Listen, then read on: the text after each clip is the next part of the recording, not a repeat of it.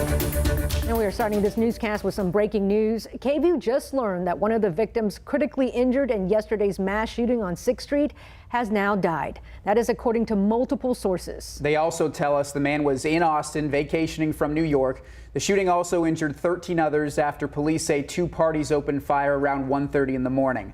One person remains in critical condition. Law enforcement officials also confirmed to KVUE that the first suspect who was arrested is a juvenile. The second suspect still hasn't been arrested.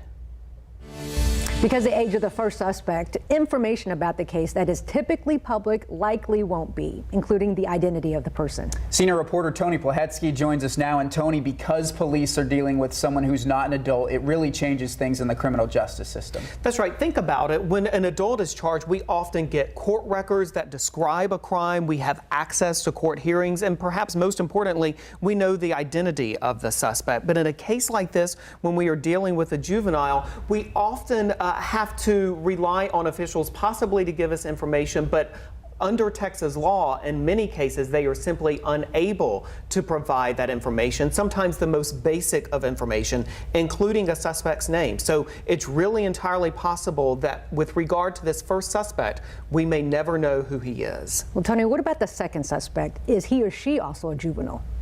That remains unclear at this point. Keep in mind that this is still a very much active investigation. Police are still trying to locate and identify that second person. And one other thing that I do want to point out, and this has been the subject of debate not only in the criminal justice community, but legislative debate as well, that in Texas, a person is considered a juvenile 16 and under. In many states, that range is actually 17 and under. And there has been conversation in Texas about changing that, but that has not happened so far. All right, Tony Plahetsky, thank you for that. You bet.